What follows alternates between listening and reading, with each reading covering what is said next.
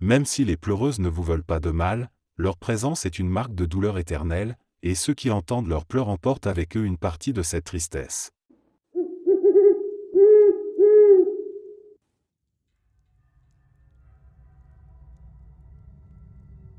Au sud de la Tunisie, dans l'immensité du désert, se trouve l'oasis de Ksargilan, un endroit paisible où les voyageurs viennent se reposer après avoir affronté les vents de sable. Mais pour les Bédouins de la région, cette oasis cache un danger mortel. À quelques kilomètres de là, une dune particulière semble vivante, comme si elle respirait. Les habitants l'appellent la dune qui dévore. Un jour, un guide du désert nommé Ahmed fut engagé par un groupe de touristes étrangers pour une expédition. Parmi eux, une femme, passionnée par les mystères du désert, lui demanda s'il connaissait des légendes locales. Ahmed, un homme pragmatique, sourit et parla de la dune maudite. Il décrivit comment, selon les récits, elle avalait tout ce qui s'aventurait sur elle, chameaux, hommes, même les caravanes les plus lourdes. La femme, fascinée par cette histoire, insista pour voir cet endroit. Ahmed refusa d'abord, mais après de longues négociations, il accepta de les y emmener. En approchant de la dune, le vent semblait changer. Le sable, habituellement doux sous les pieds, paraissait étrangement dense et glissant. Ahmed leur demanda de rester à distance, mais l'un des touristes, sceptique et imprudent, avança malgré ses avertissements. Dès qu'il posa le pied sur la dune, il s'enfonça presque instantanément jusqu'aux genoux. Ses compagnons éclatèrent de rire, pensant à un simple piège de sable mou. Mais le sourire d'Ahmed s'effaça. « Ne bougez pas » cria-t-il avec une panique évidente. Trop tard. Le sable semblait aspirer l'homme avec une force invisible. Il cria, tendant la main, mais chaque mouvement le faisait descendre davantage. Ahmed et les autres se ruèrent pour le tirer, mais un grondement sourd retentit, comme un rugissement venant des entrailles de la terre. La chaleur de la dune augmenta subitement, brûlant leurs mains lorsqu'ils tentaient de creuser. Le sable se referma sur l'homme comme si la dune elle-même était en vie. Quand tout s'arrêta, il ne restait rien, pas même une trace.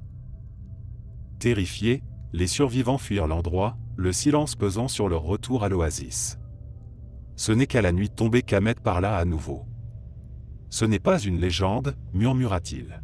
« Cette dune est hantée par les esprits des caravanes perdues. Quand vous y entrez, elle vous prend avec elle, et vous devenez une partie d'elle. » Depuis ce jour, Ahmed a juré de ne plus jamais s'approcher de cet endroit, et son histoire se répandit parmi les guides, augmentant encore la peur autour de la dune qui dévore.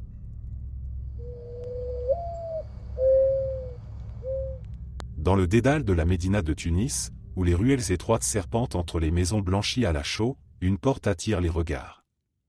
Située au fond d'un passage oublié, elle est faite de bois épais, noircis par le temps, et renforcée par de lourdes barres de fer rouillées. Ceux qui habitent à proximité baissent instinctivement les yeux en passant devant. Les plus superstitieux murmurent une prière. On raconte que cette porte est bien plus qu'un simple vestige du passé, elle cache un secret sombre que personne n'ose braver.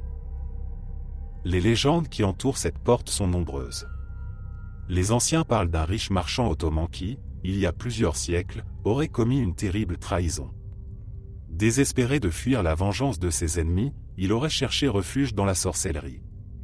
Un marabout mystérieux lui aurait offert une solution, sceller sa maison et y enfermer une entité capable de le protéger. Mais il y avait un prix. L'entité ne devait jamais être dérangée, sans quoi elle réclamerait des âmes. Avec le temps, les descendants du marchand quittèrent les lieux, laissant la maison à l'abandon. Mais la porte resta fermée, verrouillée par des chaînes et des symboles mystérieux gravés dans le bois. Certains prétendent avoir entendu des gémissements venant de l'intérieur lors des nuits de pleine lune. D'autres affirment que quiconque ose toucher la porte ressent une étrange énergie, comme une onde glaciale traversant son corps. Un soir, un groupe de jeunes, poussés par l'ennui et le goût du défi, décida d'en percer le mystère. Parmi eux, il y avait Malik, un garçon audacieux mais arrogant. Sous les encouragements de ses amis, il s'approcha de la porte avec une lampe torche et une barre métallique. Il plaisanta, « Peut-être que je trouverai un trésor là-dedans. » Les autres riaient nerveusement, mais personne ne voulait s'approcher davantage. Alors que Malik commençait à frapper les chaînes, un silence pesant s'abattit sur la ruelle. Même le vent semblait s'être arrêté. Il força encore, et enfin, un des vieux verrous céda dans un grincement sinistre. Ses amis, postés à une distance sûre, l'appelèrent « Malik, arrête, ça suffit ». Mais il était trop tard. Une odeur nauséabonde, comme de la chair en décomposition, s'échappa de la porte. Malik fit un pas en arrière, la main sur son nez. Et puis, ils l'entendirent. Un murmure. Faible au début, mais croissant en intensité, comme si plusieurs voix parlaient en même temps, dans une langue inconnue. Malik tourna la tête vers ses amis, les yeux écarquillés. « Vous entendez ça » demanda-t-il, sa voix tremblante. Mais avant que quiconque puisse répondre, un cri perçant, inhumain, éclata depuis l'obscurité derrière la porte. Les jeunes hurlèrent et prirent la fuite. Tous, sauf Malik. Au matin, les habitants découvrirent la barre métallique au sol et les chaînes brisées. La porte, pourtant, était refermée, intacte, comme si rien ne s'était passé. Malik, lui, ne fut jamais retrouvé. Certains disent que son esprit hante désormais la ruelle, cherchant désespérément une issue. Depuis cet incident, même les plus braves évitent de passer près de la porte. Et pour ceux qui osent encore la regarder de trop près, une sensation étrange, presque oppressante, les pousse à détourner le regard. Une chose est sûre, le secret derrière cette porte reste enfoui, et peut-être vaut-il mieux qu'il le reste.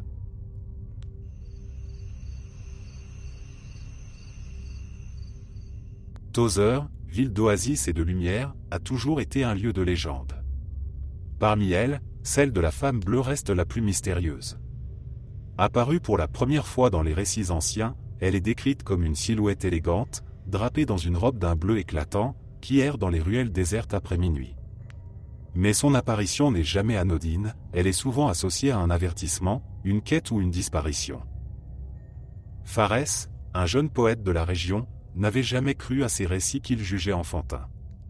Pourtant, il aimait écouter les histoires racontées par les anciens, surtout lorsqu'elles parlaient de Tozeur sous la lumière de la lune. La femme bleue, disait-il, est l'âme d'une mariée trahie. Son époux l'abandonna le soir des noces pour suivre une autre. Folle de douleur, elle erra seule dans la nuit, jusqu'à ce que son cœur cesse de battre sous un vieux palmier. Depuis, son esprit cherche les âmes perdues comme elle. Pharès n'y prêtait pas attention jusqu'à une nuit de printemps. Ce soir-là, incapable de trouver le sommeil, il décida de marcher seul dans les ruelles calmes de la ville. La lune éclairait doucement les murs ocre et les feuilles des palmiers. Mais, au détour d'un passage étroit, il vit quelque chose qui le figea sur place. Une silhouette féminine, drapée dans une robe bleue, avançait lentement devant lui. Elle semblait glisser plus que marcher, ses mouvements fluides, presque irréels. Intrigué, il l'interpella, « Madame. Vous êtes perdue » Pas de réponse. Elle tourna légèrement la tête, et Pharès aperçut ses yeux, deux perles lumineuses, comme des étoiles dans la nuit. Pris d'un mélange de fascination et de crainte, il décida de la suivre. Elle s'engagea dans une série de ruelles de plus en plus étroites.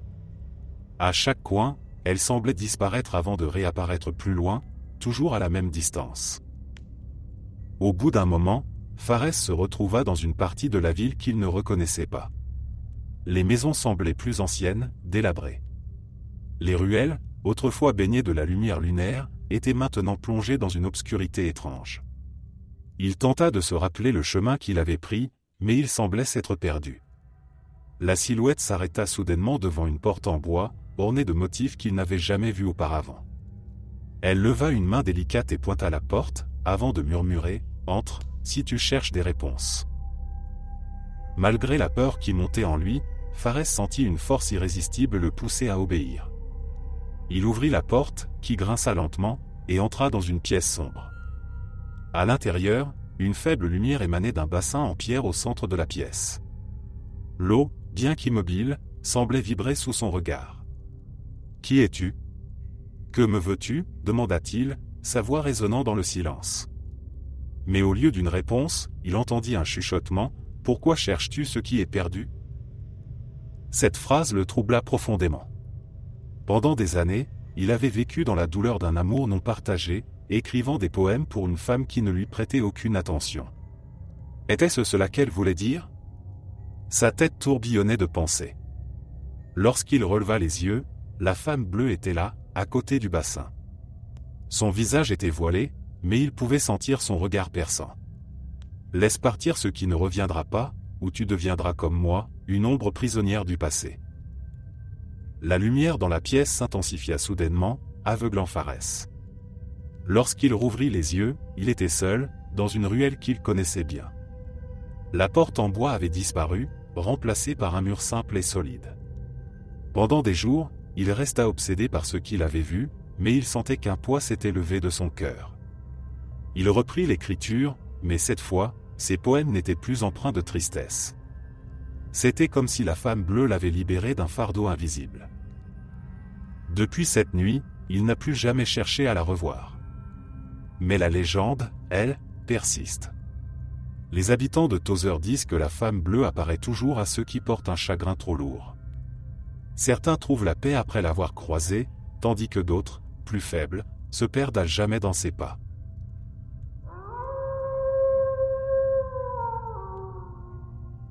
Au cœur des paysages lunaires de Matmata, où les maisons troglodytes se fondent dans la roche, un puits ancien intrigue depuis des générations.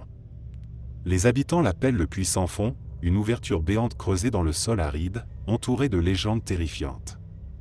Selon la tradition orale, ce puits ne mène pas seulement aux profondeurs de la terre, mais à un autre monde, un lieu où l'âme humaine n'a pas sa place. On dit qu'il fut creusé par les premiers habitants de la région, bien avant que les maisons troglodytes ne soient bâties. Ces anciens, en quête d'eau, auraient foré si profondément qu'ils auraient réveillé quelque chose d'endormi dans les entrailles de la terre. Rapidement, des phénomènes étranges commencèrent à se produire, des bêtes de troupeaux qui s'approchaient trop près du puits disparaissaient, et les hommes qui tentaient de sonder sa profondeur revenaient à moitié fous, murmurant des choses incohérentes sur des voix entendues dans l'obscurité. Un événement marqua particulièrement les mémoires. Il y a plus d'un siècle, une caravane de commerçants s'arrêta près du puits pour se reposer.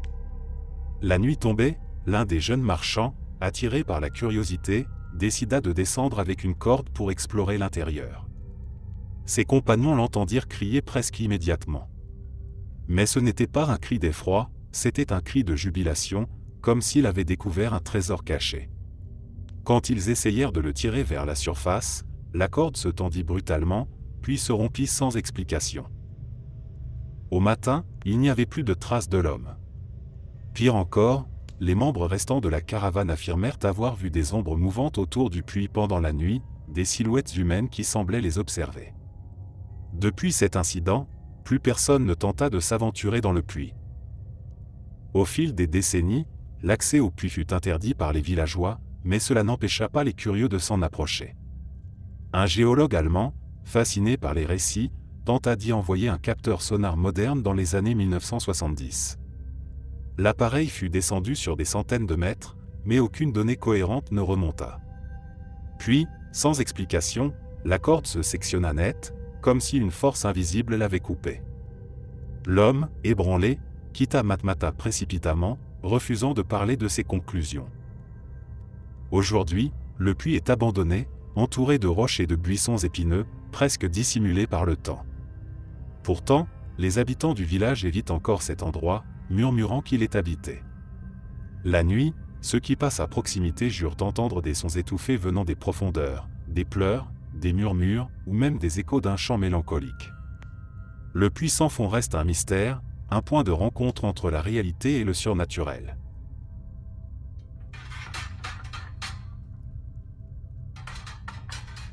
À la lisière du désert tunisien, là où les montagnes rocheuses s'élèvent comme des remparts contre l'immensité sablonneuse, se trouve Tamersa, un village abandonné qui semble figé dans le temps. Ces maisons en ruine, construites en pierre et en argile, se dressent encore, comme les vestiges d'une époque révolue. Les fenêtres béantes, les portes défoncées, et les ruelles silencieuses donnent au lieu une aura étrange, presque irréelle.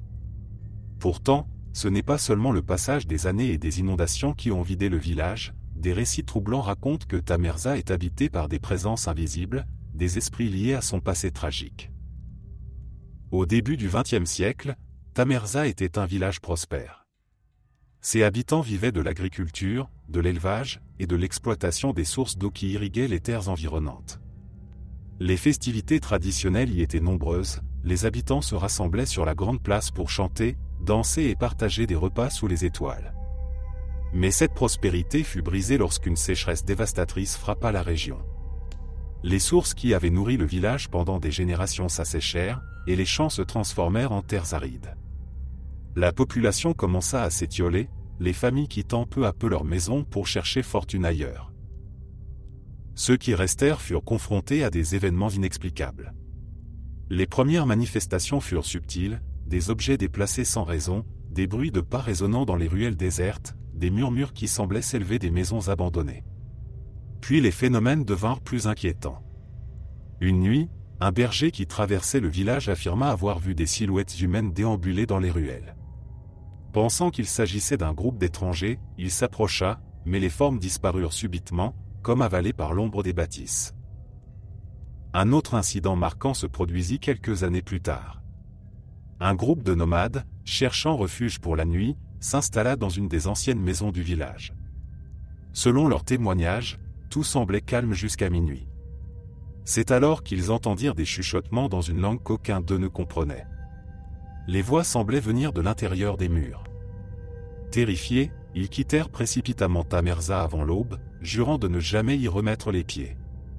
L'un d'eux, un vieil homme, affirma que ces voix n'étaient pas humaines, ce sont les âmes des anciens qui ne veulent pas être dérangées. La réputation de Tamerza comme un village hanté s'installa durablement. Même après son abandon total dans les années 1960, les récits continuèrent. Dans les décennies suivantes, des visiteurs rapportèrent avoir vu des ombres mouvantes dans les ruines, particulièrement à la tombée de la nuit.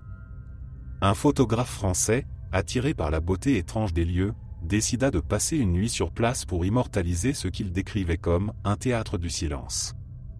Le lendemain, en développant ses clichés, il découvrit des formes floues sur plusieurs images, des silhouettes humaines translucides qui semblaient observer l'objectif. Effrayé, il abandonna son projet et quitta la région. Un autre récit populaire concerne un explorateur qui tenta d'en savoir plus sur ces phénomènes dans les années 1990. Il passa plusieurs nuits dans une maison supposée être l'épicentre des manifestations. Lors de sa dernière nuit, il se réveilla en pleine nuit, paralysé par une étrange sensation. Bien qu'il ne vit rien, il affirma avoir ressenti une présence lourde, presque suffocante, autour de lui. Le lendemain, il quitta Tamerza sans se retourner et refusa de parler de ce qu'il avait vécu. Aujourd'hui, bien que Tamerza soit devenue une attraction touristique pour les amateurs de paysages désertiques, les habitants des villages voisins refusent de s'y aventurer après le coucher du soleil. Les guides locaux, bien qu'habitués à raconter des histoires pour intriguer les visiteurs, baissent eux-mêmes la voix lorsqu'ils évoquent le village hanté. Ils racontent que la nuit, des lumières vacillantes apparaissent parfois entre les ruines, comme si les habitants d'antan reprenaient leur place. Pour ceux qui osent visiter Tamerza, l'expérience est unique mais dérangeante. Les ruines, enveloppées de silence, semblent respirer une énergie que peu peuvent ignorer. Certains rapportent une impression d'être observés, même en plein jour. D'autres disent entendre, dans le murmure du vent, des échos lointains de voix et de rires, comme si le village refusait de mourir complètement. Tamerza reste un mystère, un lieu où passé et présent se mêlent, où le tangible côtoie l'invisible. Ceux qui s'y aventurent repartent souvent avec un souvenir indélébile, convaincus d'avoir traversé un endroit où le monde des vivants touche celui des âmes perdues. Sur les falaises abruptes de Kelibia, où la mer Méditerranée frappe les rochers avec force, se cache une grotte qui a longtemps été entourée de mystères. Nichée dans une crique isolée, cette grotte n'a rien de spectaculaire à première vue, une ouverture sombre, à peine visible depuis la côte, et un sentier escarpé pour y accéder. Mais les pêcheurs locaux et les anciens du village parlent d'elle avec crainte, la désignant comme la grotte interdite, un lieu où personne ne revient à changer. La légende raconte que cette grotte était autrefois un refuge pour des pirates, qui y cachaient leurs trésors pillés. Cependant, lors d'une nuit de tempête, leur navire fut détruit contre les rochers, emportant avec lui une grande partie de l'équipage. Les survivants, désespérés, auraient alors fait appel à une entité marine pour les aider à récupérer leur butin perdu dans les profondeurs. En échange, ils auraient juré fidélité à cet esprit, liant ainsi leurs âmes à la grotte pour l'éternité. Depuis, Des phénomènes étranges ont été rapportés. Les pêcheurs qui s'approchent trop près de la crique entendent des murmures venant de l'intérieur de la grotte, des voix mélangées au son des vagues. Certains disent avoir vu une lumière vacillante, comme une lanterne, au fond de l'obscurité. Mais lorsque quelqu'un tente d'explorer la grotte, les choses prennent une tournure plus sinistre. Dans les années 1950, un groupe de jeunes du village, poussé par la curiosité, décida d'entrer dans la grotte malgré les mises en garde des anciens. Ils étaient convaincus que les récits n'étaient que des superstitions. À l'intérieur, ils trouvèrent une série de couloirs naturels, éclairés par une étrange lueur bleutée qui semblait émaner des murs eux-mêmes. Ils avancèrent jusqu'à atteindre une grande salle, où l'eau de mer formait une piscine naturelle. Là, selon le seul survivant du groupe, ils entendirent un bruit sourd, comme un battement de tambour venant des profondeurs de l'eau. Un à un, les jeunes furent pris d'une terreur inexplicable. Certains s'enfuirent, mais 3 d'entre eux refusèrent de partir. Ils furent portés disparus, et malgré des recherches, leurs corps ne furent jamais retrouvés. Celui qui revint au village raconta une histoire incohérente de mains sortant de l'eau, de murmures qui emplissaient l'air, et d'une silhouette aux yeux lumineux qui les observait. Il ne vécut pas longtemps après son retour, mourant dans un état de démence. Les années passèrent, mais les rumeurs persistèrent. Des plongeurs, attirés par la légende, tentèrent d'explorer les eaux autour de la grotte. Certains revinrent, racontant avoir ressenti une présence inexplicable, comme si quelque chose les observait sous la surface. D'autres disparurent, leurs corps jamais retrouvés. Les habitants en conclurent que la grotte était protégée par une force surnaturelle, un gardien des âmes perdues. Aujourd'hui, la grotte interdite reste un lieu que peu osent approcher. Les pêcheurs évitent soigneusement de naviguer à proximité, surtout au crépuscule, quand la lumière du soleil décline et que la grotte semble attirer l'ombre autour d'elle. Même les touristes les plus téméraires, après avoir entendu les récits, préfèrent contempler les falaises de loin plutôt que de risquer leur vie. La grotte interdite, bien qu'invisible à première vue, demeure un secret de Kelibia, un lieu où le passé et le surnaturel se rencontrent dans un silence effrayant.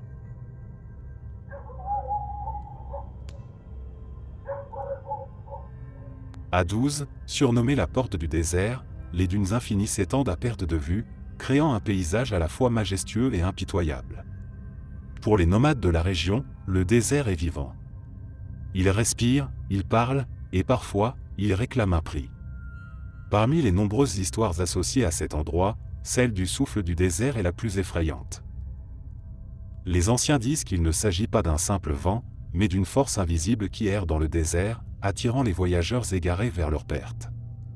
Contrairement aux tempêtes de sable bruyantes et violentes, le souffle du désert est silencieux, presque apaisant. Il commence par une brise légère, un murmure qui caresse la peau, mais il porte avec lui des voix, des mots doux, des chants ou des appels de personnes disparues depuis longtemps. Un jour, une caravane composée de marchands et de guides expérimentés traversait les dunes pour rejoindre une oasis distante. La journée avait été calme, sans tempête en vue, et les hommes étaient confiants quant à leur itinéraire. Mais au crépuscule, alors que la lumière orange du soleil faiblissait, le vent changea. Une brise chaude, inhabituelle pour cette heure, se leva. Les membres de la caravane commencèrent à entendre des voix indistinctes dans le souffle du vent, comme des murmures d'amis ou de proches. L'un des guides, attiré par une voix qui ressemblait à celle de son frère disparu, quitta soudainement le groupe pour suivre le vent. Ses compagnons, alarmés, tentèrent de le retenir, mais il s'éloigna rapidement. Les autres membres de la caravane, effrayés, décidèrent de monter un campement pour attendre son retour. Mais il ne revint jamais. Au matin, ils retrouvèrent ses empreintes s'arrêtant net au sommet d'une dune, comme s'il s'était volatilisé. Depuis cet incident, les nomades disent que le souffle du désert n'est pas un simple phénomène naturel, mais une entité qui teste les cœurs des voyageurs. Ceux qui portent un fardeau ou un secret qu'ils refusent de lâcher sont plus susceptibles de l'entendre. Et s'ils cèdent à son appel, ils deviennent une partie de ce murmure éternel. Aujourd'hui encore, les habitants de 12 avertissent les touristes et les caravaniers, lorsque le vent se lève et que vous entendez des voix dans les dunes, il faut résister à l'envie de répondre. Car répondre, c'est risquer de perdre bien plus qu'un chemin, c'est perdre son âme dans le désert.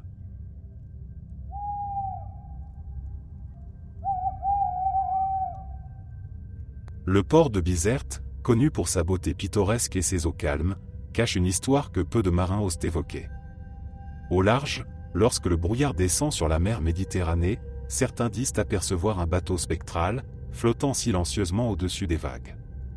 Surnommé le bateau des âmes, il est décrit comme une épave vétuste, avec des voiles déchirées et un équipage invisible. Mais ce ne sont pas seulement des récits de marins superstitieux, le bateau a une histoire profondément enracinée dans le passé tragique de la région. La légende remonte à l'époque où Bizerte était un port stratégique prisé par les flottes européennes et ottomanes.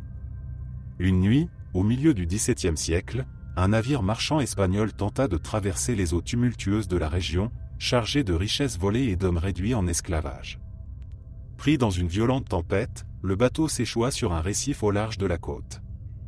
Aucun membre de l'équipage ne survécut, mais les habitants du village voisin, attirés par les bruits de l'épave, racontèrent avoir vu des silhouettes sombres émerger des flots, comme si les âmes des défunts refusaient de quitter ce monde. Rapidement, des histoires commencèrent à circuler, des pêcheurs rapportèrent avoir vu le navire dériver dans le brouillard, illuminé par une lueur fantomatique. Ceux qui s'en approchaient trop entendirent des voix éthérées, des chants lugubres qui semblaient provenir des profondeurs. Mais ce n'était pas tout. Les pêcheurs disparus dans ces eaux, selon les récits, avaient tous un point commun, ils avaient osé s'aventurer trop près du bateau des âmes. Un cas particulier renforça la réputation sinistre du lieu. En 1937, un jeune capitaine, nommé Khaled, s'était moqué des récits de ses collègues. Un soir de brouillard épais, il décida de prouver que le navire fantôme n'était qu'une invention en naviguant directement vers l'endroit où il avait été vu pour la dernière fois. Selon son équipage, à mesure qu'ils avançaient, une brise glaciale s'éleva soudainement, et le son des vagues disparut complètement. Un silence total envahit l'air, interrompu seulement par le craquement sinistre de leur propre bateau.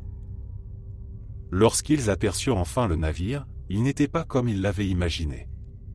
Le bateau spectral semblait irréel, presque translucide, mais ses voiles déchirées ondulaient comme sous l'effet d'un vent inexistant.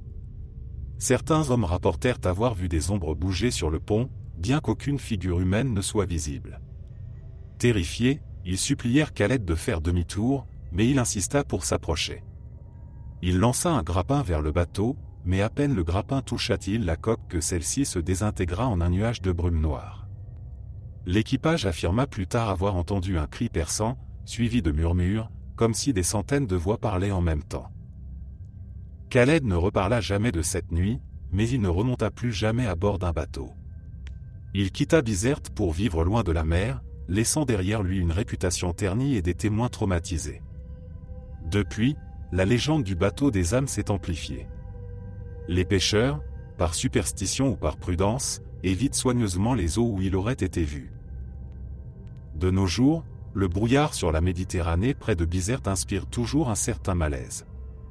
Certains visiteurs affirment avoir aperçu une silhouette étrange au loin, tandis que les guides locaux préfèrent esquiver les questions sur le sujet.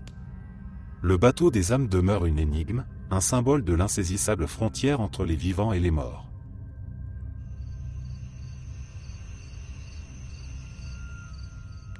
La Médina de Tunis, un labyrinthe de ruelles étroites et d'arcades anciennes, est animée le jour par les vendeurs, les habitants et les touristes. Mais la nuit, elle se transforme en un lieu différent, un endroit où le silence amplifie chaque bruit et où les ombres semblent bouger d'elles-mêmes. Depuis des générations, les habitants racontent des histoires sur des figures mystérieuses qui apparaissent dans les ruelles désertes. Ces entités, connues sous le nom d'ombre de la Médina, sont décrites comme des silhouettes noires, sans traits distincts, qui glissent silencieusement dans l'obscurité. L'origine de ces ombres est floue, mais certains disent qu'elles sont les âmes errantes des personnes disparues ou assassinées dans la Médina, des victimes oubliées de crimes ou de disputes sanglantes. D'autres pensent qu'elles sont plus anciennes encore, liées aux anciens rites et croyances mystiques qui imprégnaient la ville. Un événement célèbre renforça ces croyances. Dans les années 1980, un veilleur de nuit chargé de surveiller un souk abandonné rapporta une expérience terrifiante. Pendant ses rondes, il sentit une présence derrière lui, mais lorsqu'il se retourna, il ne vit rien. Pourtant, l'air semblait plus froid, et une odeur de cire brûlée flottait dans l'air. En avançant, il vit une ombre passer rapidement d'un mur à l'autre, sans qu'aucun bruit de pas ne l'accompagne. Terrifié, il quitta son poste le lendemain et refusa de retourner travailler dans la Médina. Plus récemment, des caméras de surveillance installées dans certains coins de la Médina pour des raisons de sécurité auraient enregistré des anomalies. Des gardiens rapportèrent avoir vu des images où des ombres apparaissaient brusquement, se déplaçaient rapidement, puis disparaissaient sans laisser de traces. Bien que les autorités aient tenté de balayer ces récits en les attribuant à des problèmes techniques, les témoins restent convaincus qu'ils ont vu quelque chose de surnaturel. Les ruelles de la Médina, la nuit, restent un défi pour les plus courageux. Même les guides expérimentés évitent d'y emmener des visiteurs après le coucher du soleil. Pour les habitants, les ombres de la Médina sont une réalité à laquelle il vaut mieux ne pas se confronter. Elles incarnent l'âme ancienne de la ville, un rappel que certains secrets doivent rester enfouis.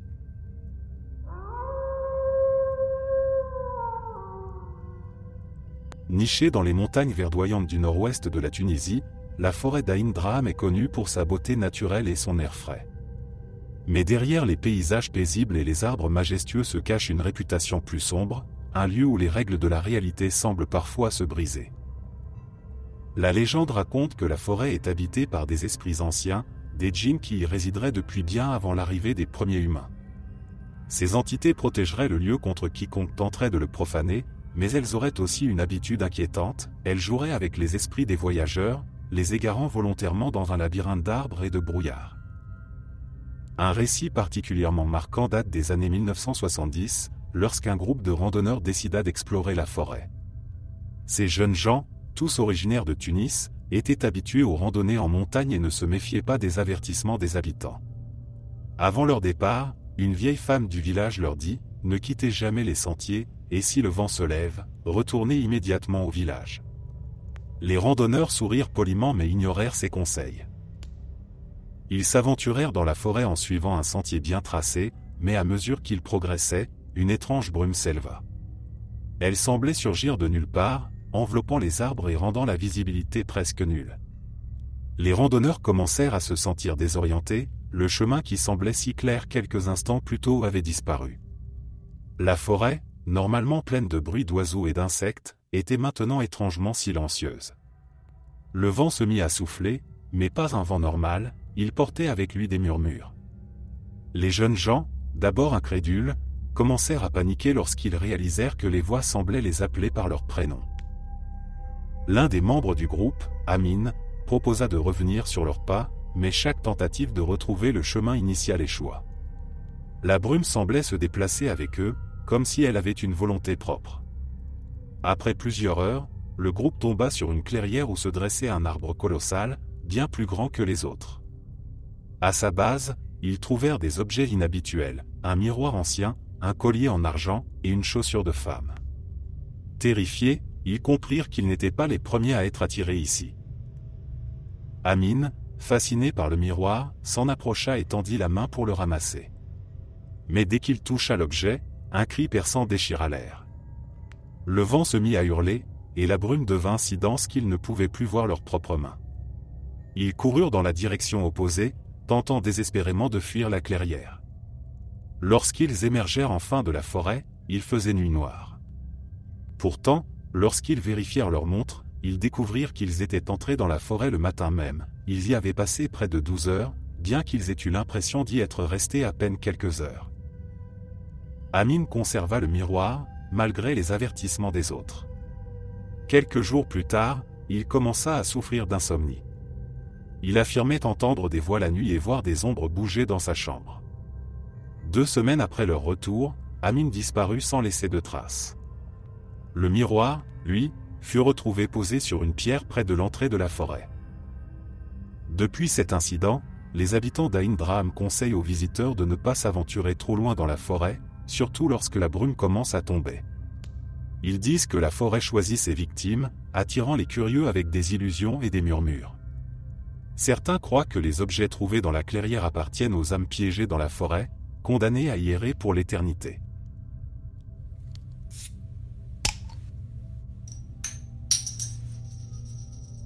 À Monastir, ville côtière connue pour ses plages de sable fin et ses eaux cristallines, une légende ancienne persiste parmi les pêcheurs, celle des sirènes de Monastir, des créatures mystérieuses qui entraient les fonds marins. Contrairement à l'image romantique des sirènes des contes occidentaux, celles de Monastir sont décrites comme des êtres malveillants, capables d'attirer les marins vers une mort certaine. L'origine de cette légende remonte à l'époque phénicienne, lorsque les premiers navires longeaient les côtes tunisiennes. Les pêcheurs de l'époque rapportaient avoir entendu des chants envoûtants venant des récifs. Ces mélodies, si belles qu'elles semblaient irréelles, poussaient les marins à s'approcher dangereusement des rochers, où leurs navires se brisaient souvent. Les survivants, rares, racontaient avoir vu des silhouettes féminines émerger de l'eau, leurs yeux brillant d'une lumière surnaturelle. Un incident particulier, bien documenté dans les récits locaux, se produisit au début du XXe siècle. Un capitaine expérimenté, nommé Salem, était parti pêcher avec son équipage. La nuit était calme, la mer d'un bleu profond. Mais au milieu de la nuit, alors que le bateau était ancré près d'un récif, Salem fut réveillé par une mélodie envoûtante. Il se leva, croyant que l'un de ses hommes jouait de la musique, mais trouva le pont désert. La mélodie semblait venir de l'eau. Fasciné, il s'approcha du bord, scrutant la mer. Ce qu'il vit le laissa sans voix, une femme, ou quelque chose qui lui ressemblait, flottait à la surface. Ses longs cheveux noirs ondulaient comme des algues, et ses yeux, d'un vert brillant, le fixaient intensément. Elle ne parlait pas, mais continuait de chanter. Envoûté, Salem tendit la main vers elle, mais à cet instant, une force invisible le projeta en arrière. L'équipage, alerté par le bruit, trouva Salem inconscient sur le pont. Le lendemain, Salem refusa de parler de ce qu'il avait vu, mais il ne retourna jamais en mer. Les membres de l'équipage, cependant, rapportèrent avoir vu des traces d'écailles scintillantes sur le bois du bateau, comme si quelque chose avait réellement été là. Depuis cet incident, les pêcheurs de Monastir ont développé une règle stricte, ne jamais s'approcher des récifs la nuit, surtout lorsque la mer est étrangement calme. Aujourd'hui encore, certains touristes prétendent entendre des chants mystérieux lorsqu'ils se promènent près des plages isolées de Monastir. Bien que les scientifiques expliquent ces sons comme étant causés par des vents ou des phénomènes acoustiques marins, les habitants restent convaincus que les sirènes de Monastir sont bien réelles, guettant encore les imprudents qui osent s'aventurer trop près de leur royaume.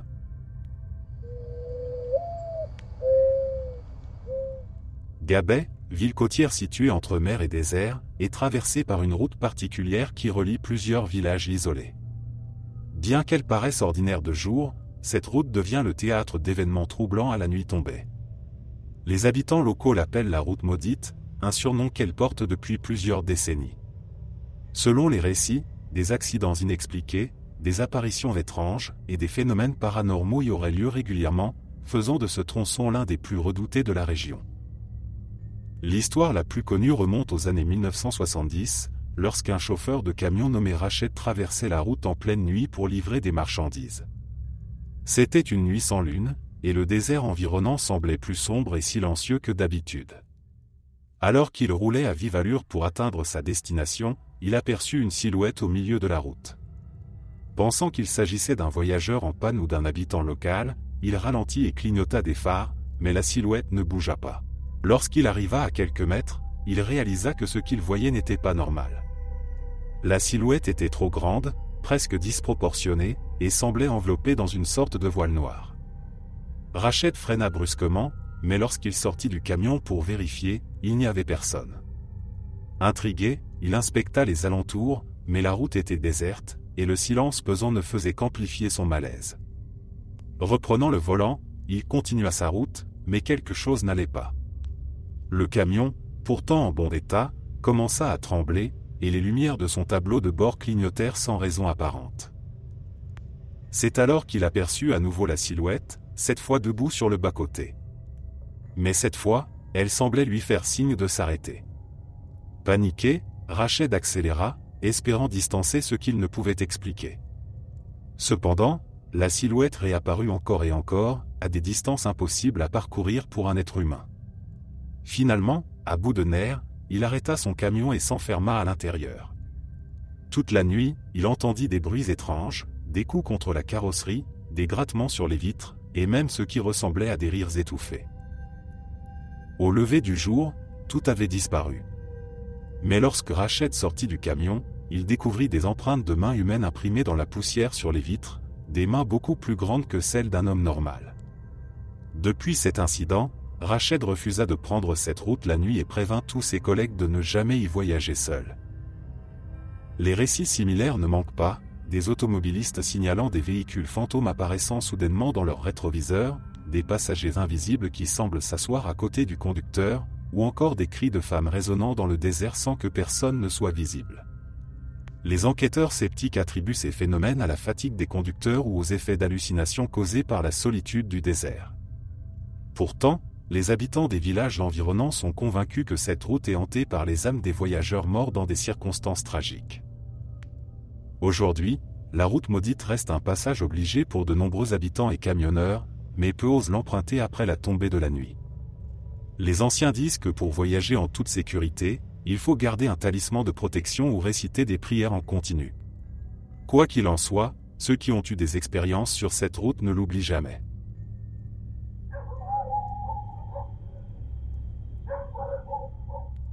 Dans les paysages lunaires de Matmata, où les maisons troglodytes se fondent harmonieusement avec la roche, une étrange figure hante les récits des habitants, le vieil homme de Matmata. Ce personnage, décrit comme un vieillard aux cheveux blancs et à la longue barbe, apparaît sporadiquement dans les zones isolées autour du village, offrant des avertissements énigmatiques à ceux qui croisent son chemin. Les premières mentions du vieil homme remontent à plusieurs siècles. Les Bédouins qui traversaient la région pour leur caravane rapportaient avoir vu cet homme apparaître au crépuscule. Vêtu d'un habit simple, il semblait surgir de nulle part, souvent au détour d'un sentier ou près d'un puits. Mais ce qui marquait le plus ceux qui le rencontraient, c'étaient ses paroles. Il leur disait de ne pas poursuivre leur route ou de rebrousser chemin immédiatement, sans jamais expliquer pourquoi. Un récit particulier est resté gravé dans les mémoires. En 1947, un groupe de 3 marchands voyageait à travers Matmata, espérant atteindre une oasis avant la tombée de la nuit. Alors qu'ils traversaient un canyon étroit, ils tombèrent sur un vieil homme assis sur une pierre, ses mains jointes comme en prière. Lorsqu'ils le saluèrent, il leva la tête et leur dit simplement « La route que vous prenez est dangereuse. Ne continuez pas ». Les marchands, pressés d'atteindre leur destination, ignorèrent son avertissement. Mais quelques kilomètres plus loin, une violente tempête de sable s'abattit sur eux, les forçant à chercher un abri. Lorsqu'ils revinrent au canyon après la tempête, le vieil homme avait disparu, bien qu'aucune trace de pas n'indiquât qu'il avait quitté sa pierre.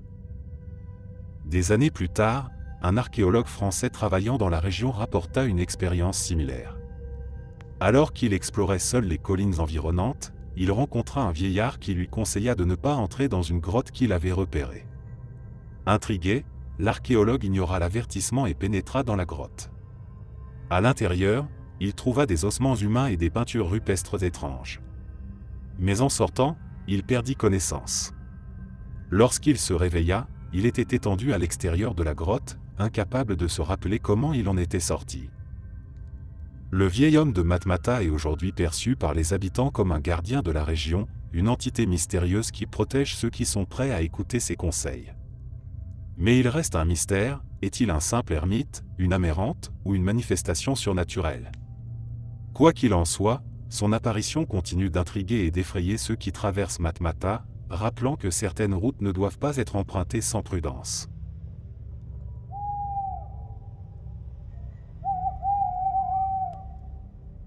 Dans les collines de Zagouan, où l'air est empreint du parfum des oliviers et des herbes sauvages, se dressent des ruines oubliées, érodées par le temps et l'oubli. Ces vestiges, éparpillés entre des amas de pierres et des colonnes brisées, seraient les restes du palais d'un roi berbère déchu, connu sous le nom de l'ombre de Zagouan. Mais les ruines ne sont pas seulement un témoignage du passé, elles sont le cœur d'une légende qui fait frémir les habitants depuis des générations. On raconte qu'il y a plusieurs siècles, un roi tyrannique régnait sur cette région. Cruel et avide, il exploitait ses sujets et amassait un trésor colossal qu'il gardait jalousement dans son palais, construit au sommet de la colline la plus escarpée. Pour protéger son or, il fit ériger des murailles infranchissables et engagea des gardes triés sur le volet. Mais malgré toutes ces précautions, une révolte éclata. Ses sujets, excédés par ses abus, prirent d'assaut le palais. Le roi, refusant de laisser son trésor entre leurs mains, aurait invoqué une malédiction avant de disparaître dans un tunnel souterrain avec son or. Depuis ce jour, les ruines sont restées inhabitées. Les habitants de Zagouan croient que l'esprit du roi hante encore les lieux, veillant sur son trésor et punissant quiconque ose s'aventurer trop près. Beaucoup rapportent avoir vu des ombres se mouvoir entre les colonnes brisées, même en plein jour, et entendu des murmures étouffés lorsqu'ils s'approchaient des ruines.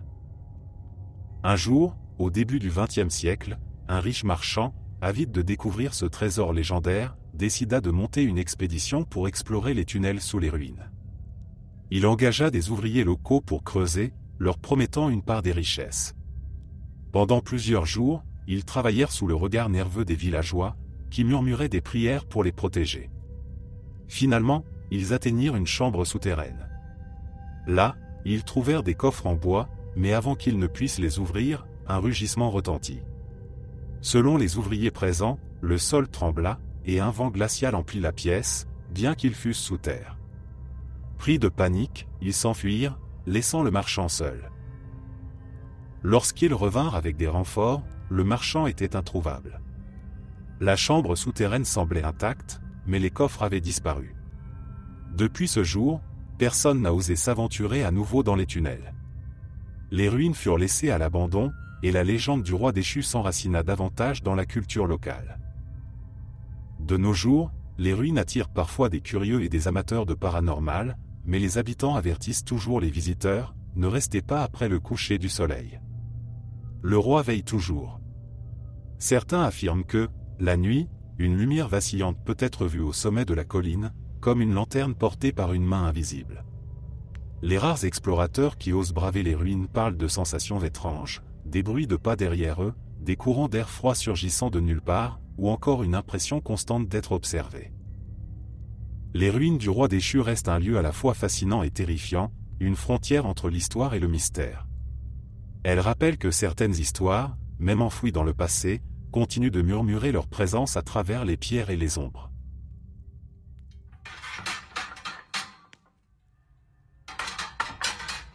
Dans le désert rocailleux de Tataouine, là où le vent soulève la poussière rouge et où les montagnes semblent surgir du néant, se dresse un arbre solitaire.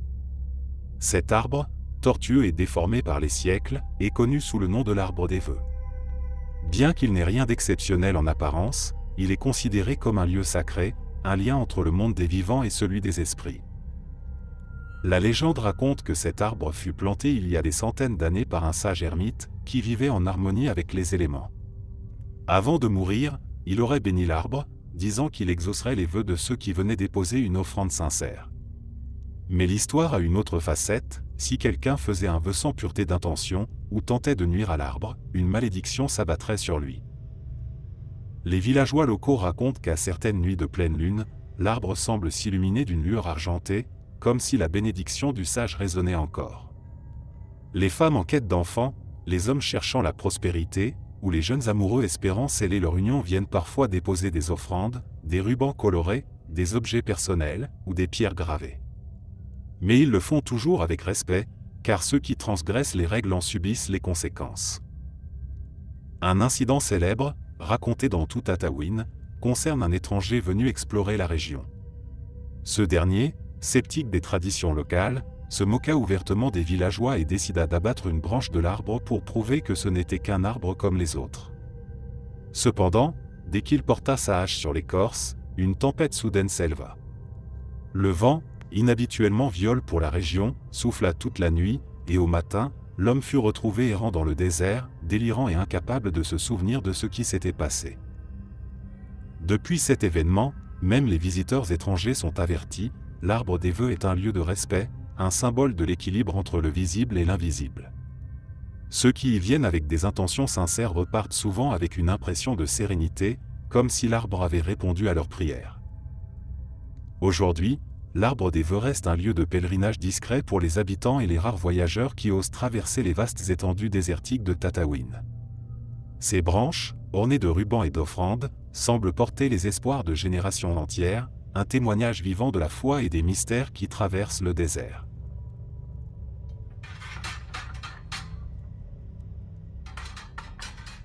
Au cœur du désert aride de Mednine, où le sable s'étend à l'infini et où la chaleur fait onduler l'air, se trouve une légende qui fascine autant qu'elle effraie les habitants. Il s'agit du mirage de Mednine, un phénomène mystérieux et inexplicable.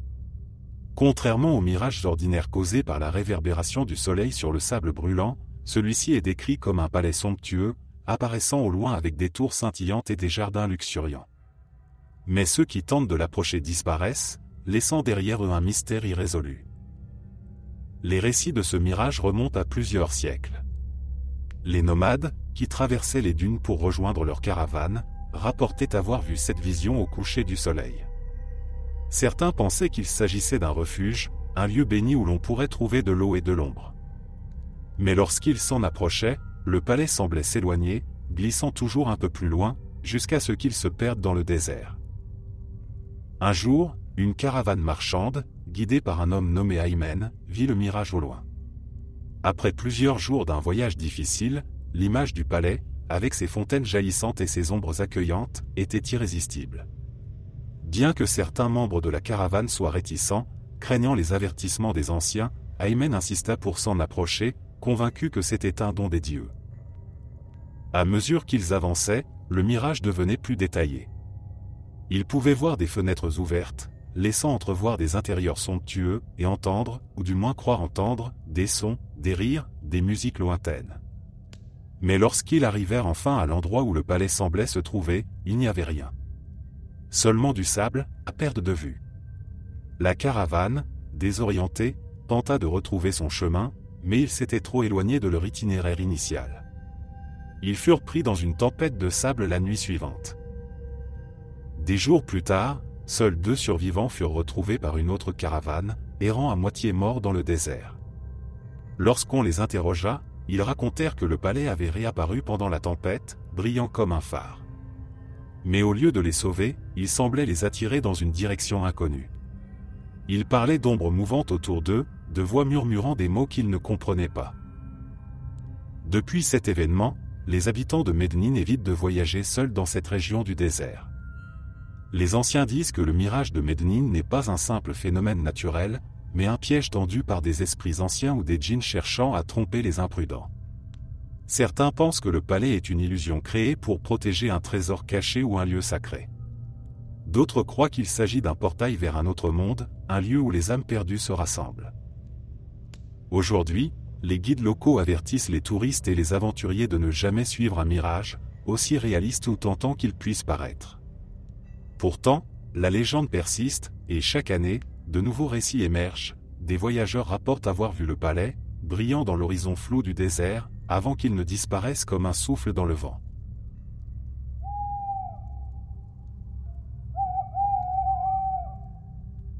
Sur la pointe nord-est de la Tunisie, à El Aouaria, se trouvent des grottes spectaculaires creusées par la mer au fil des siècles.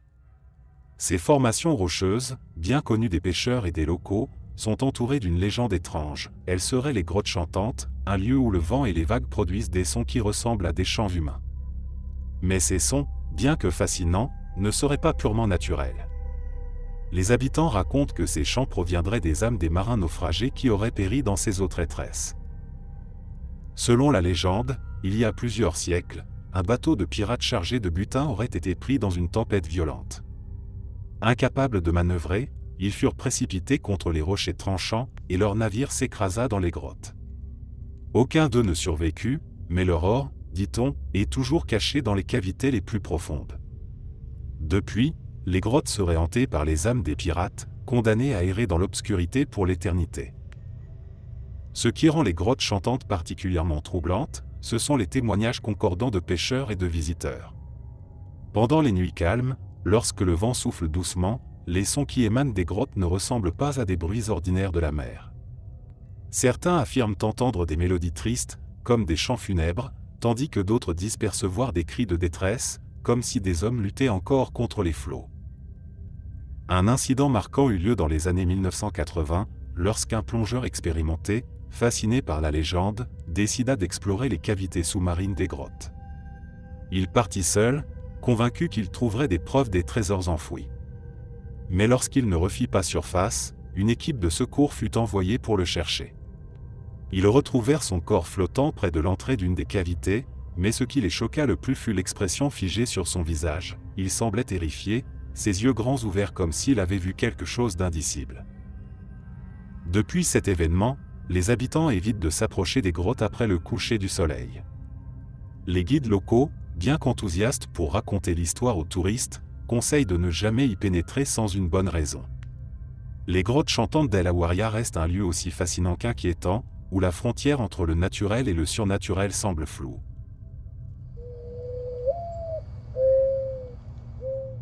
Au pied des majestueuses montagnes de Zagouan, là où l'eau des sources jaillit des anciens aqueducs romains, une légende mystérieuse hante les nuits d'été. On raconte que, dans les vallées et près des fontaines, on peut entendre des pleurs féminins qui résonnent à travers les bois et les sentiers escarpés. Ces voix, connues localement sous le nom de les pleureuses de Zagouan, sont considérées comme des âmes tourmentées, liées à des tragédies anciennes. La légende trouve ses racines dans une époque reculée, lorsque la montagne était vénérée comme un lieu sacré. Selon les anciens récits, un groupe de jeunes filles était chargé de veiller sur une source particulièrement pure, considérée comme un cadeau des dieux. Elles avaient pour mission de protéger ce trésor naturel des étrangers et des profanateurs. Mais un jour, un seigneur avide tenta de s'emparer de l'eau pour son usage personnel. Refusant de céder, les jeunes gardiennes furent massacrées près de la source, et leurs corps furent abandonnés dans la forêt. Depuis, on dit que leurs esprits errent autour des fontaines et des ruisseaux, pleurant leur sort et avertissant ceux qui osent troubler la paix des lieux. Les habitants de Zagouan affirment que leurs voix sont particulièrement audibles lors des nuits chaudes, lorsque le vent est immobile et que le silence s'empare des collines. Un récit célèbre raconte l'expérience d'un groupe de campeurs venus passer la nuit près de l'une des sources sacrées. Fascinés par les histoires locales, ils avaient décidé de vérifier par eux-mêmes si les pleureuses existaient vraiment. La nuit tombée, tout semblait paisible. Ils installèrent leur campement et s'endormirent sous un ciel étoilé. Mais vers minuit, des pleurs commencèrent à retentir. Ils semblaient lointains au début, mais ils se rapprochaient progressivement, devenant de plus en plus clairs. Les campeurs, d'abord intrigués, allumèrent leurs lampes torchées et scrutèrent les alentours. Pourtant, il n'y avait personne. Les pleurs se transformèrent en gémissements déchirants, emplis de tristesse, comme si plusieurs voix féminines se superposaient. Un des campeurs, incapable de supporter la tension, s'éloigna pour chercher leur origine. Mais quelques minutes plus tard, ses compagnons l'entendirent crier. Lorsqu'ils le retrouvèrent, il était agenouillé près de la source, tremblant et incapable de parler. Il fut ramené au village, où il passa plusieurs jours dans un état de choc avant de finalement raconter ce qu'il avait vu, des silhouettes translucides, vêtues de robes blanches, flottant près de l'eau, les fixant de leurs yeux vides. Depuis cet incident, les habitants de Zagouan mettent en garde les visiteurs, ne restez jamais près des sources après le coucher du soleil. Même si les pleureuses ne vous veulent pas de mal, leur présence est une marque de douleur éternelle, et ceux qui entendent leurs pleurs emportent avec eux une partie de cette tristesse.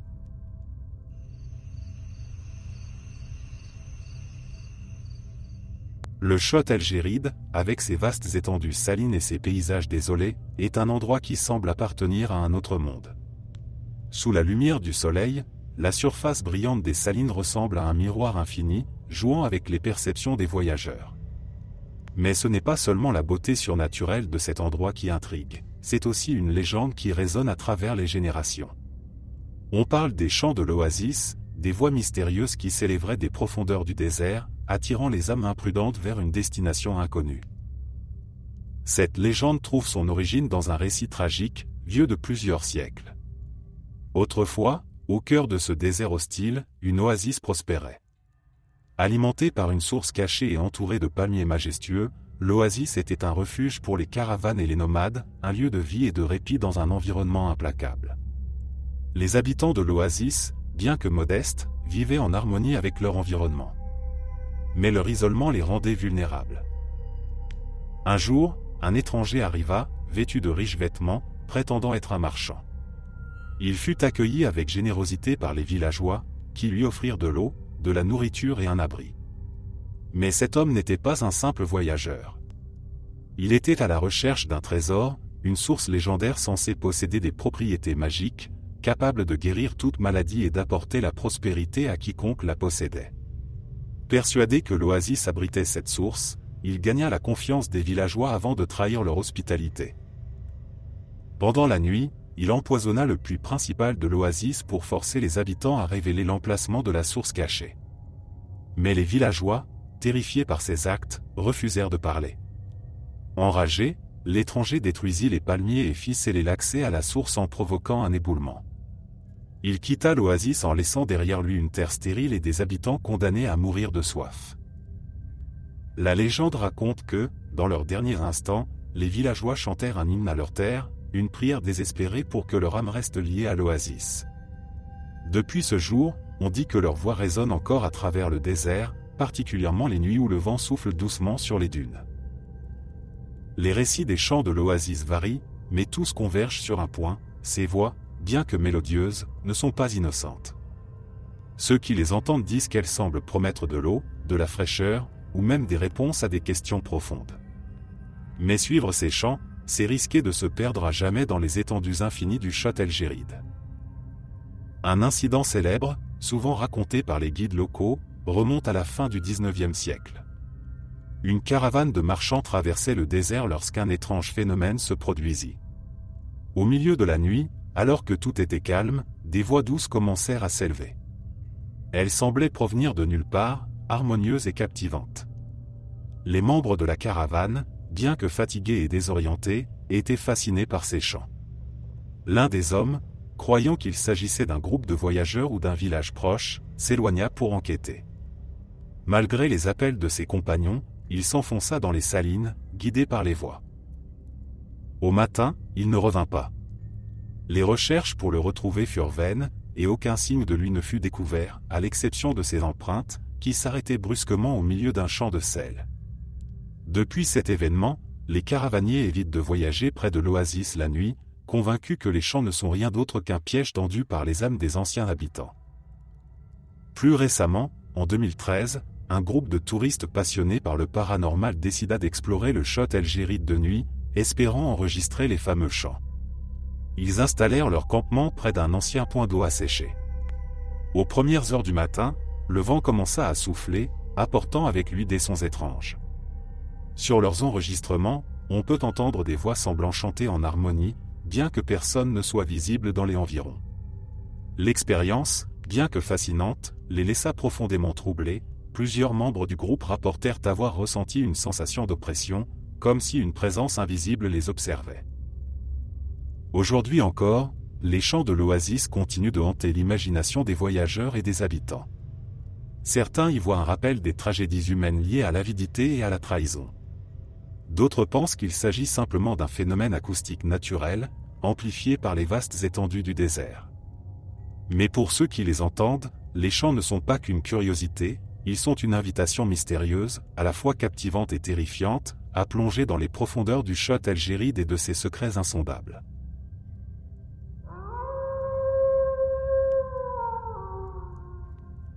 Hammamet, célèbre pour ses plages dorées et ses soirées animées, cache un secret bien moins connu.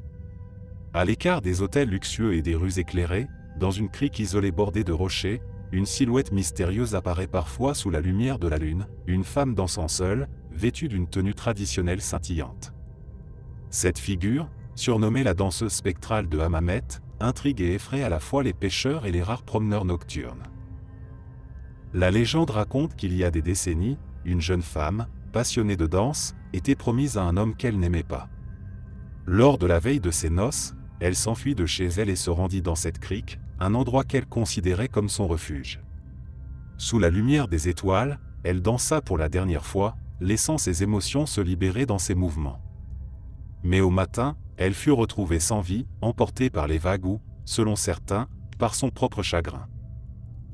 Depuis, les habitants rapportent avoir vu une silhouette dansant gracieusement sur les rochers. Elle n'émet aucun son, mais ses gestes, fluides et élégants, captivent tous ceux qui la voient. Pourtant, les témoins décrivent aussi une profonde mélancolie émanant d'elle, comme si elle exprimait une douleur éternelle à travers sa danse. Un soir d'été, un groupe d'amis en vacances décida de camper près de cette crique, attiré par son atmosphère isolée et paisible. Alors qu'ils partageaient des histoires autour d'un feu de camp, l'un d'eux aperçut une lumière étrange au loin. En s'approchant, ils virent une femme, seule, dansant sur un rocher. Sa tenue scintillait sous la lumière de la lune, et bien que ses traits soient flous, sa silhouette semblait irréelle. Fascinés, les amis restèrent à l'observer, mais l'un d'eux tenta de l'appeler. Au moment où il cria son nom, la figure s'arrêta brusquement et tourna lentement la tête vers eux.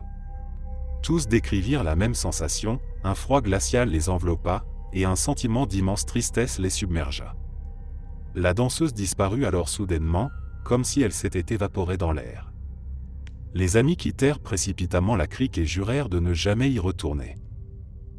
Aujourd'hui, la danseuse spectrale est un mythe bien ancré à Hammamet. Les pêcheurs locaux affirment qu'elle continue d'apparaître, particulièrement lors des nuits de pleine lune, et conseillent aux curieux de ne pas troubler son rituel. Pour eux, elle est un rappel vivant des âmes tourmentées qui restent prisonnières de leur passion, même après la mort. Merci d'être resté jusqu'à la fin. N'oubliez pas d'aimer la vidéo, de vous abonner et de partager vos propres histoires en commentaire. On se retrouve demain à la même heure devant ce feu.